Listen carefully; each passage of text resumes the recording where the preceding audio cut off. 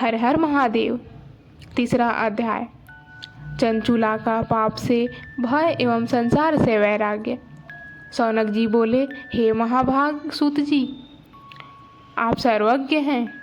हे महामते, आपके कृपा प्रसाद से मैं बारंबार कृतार्थ हुआ। इस इतिहास को सुनकर मेरा मन अत्यंत आनंद में निमग्न हो रहा है। इसलिए अब भगवान शिव में प्रेम बढ़ाने वाली शिव संबंधिनी दूसरी कथा को कहिए। अमृत पीने वालों को लोक में कहीं मुक्ति नहीं मिलती, किंतु भगवान शंकर के कथा अमृत का पान तो प्रत्यक्ष ही मुक्ति देने वाला है। सदाशिव की जिस कथा के सुनने मात्र से मनुष्य शिवलोक प्राप्त कर लेता है, वह कथा धन्य है, धन्य है। और कथा का श्रवण कराने वाले आप भी धन्य हैं, धन्य हैं।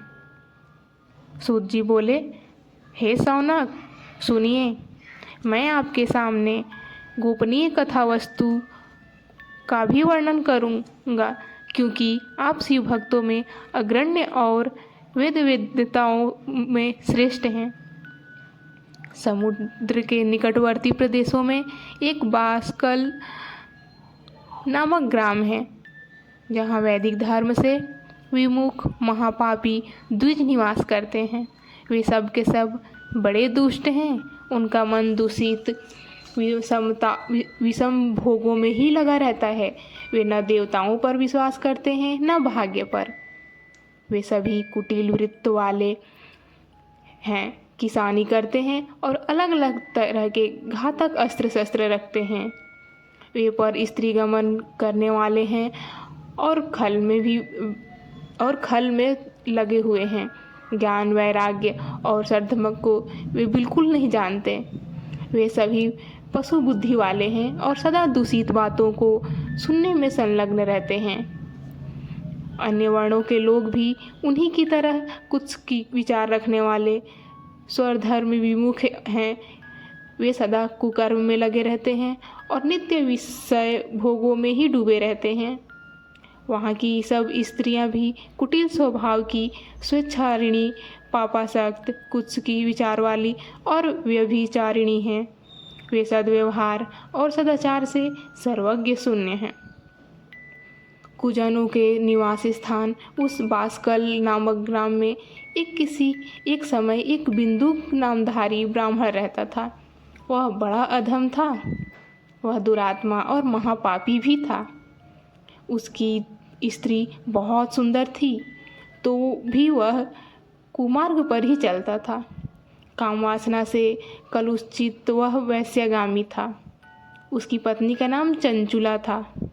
वह सदा उत्तम धर्म के पालन में लगी रहती थी, तो भी उसे छोड़कर वह दुष्ट ब्राह्मण कामासक्त होकर वैश्यगामी हो गया था। इस तरह कुकर्म में लगे हुए उस बिंदु के बहुत वर्ष व्यतीत हो गए। उसकी स्त्री चंचुला काम से पीड़ित होने पर भी स्वधर्म नाश के भय से कलेश सहकर भी दीर्घ काल तक धर्म से भ्रष्ट नहीं हुई। लेकिन दुराचारी पति के आचरण से प्रभावित होने के कारण काम पीड़ित हो आगे चलकर वह स्त्री भी दुराचारिणी हो गई।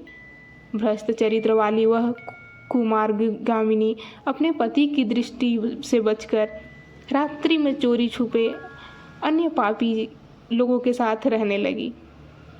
हे मुनि, एक बार उस ब्राह्मण ने अपनी उस दुराचारी पत्नी चंचुला को किसी और पुरुष के साथ रात्रि में देख लिया।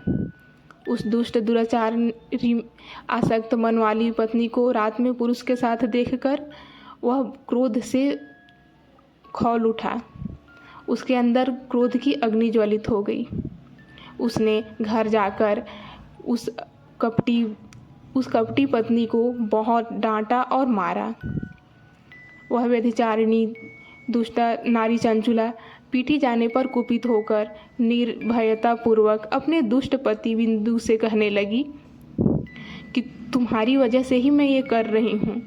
आज जो भी हूँ सिर्फ तुम्हारे कर्मों की वजह से ही मुझे ये करना पड़ा। ये सुनकर वह पापी पुरुष अपनी पत्नी से कहने लगा कि मैं आपके संसर्ग। हर हर महादेव।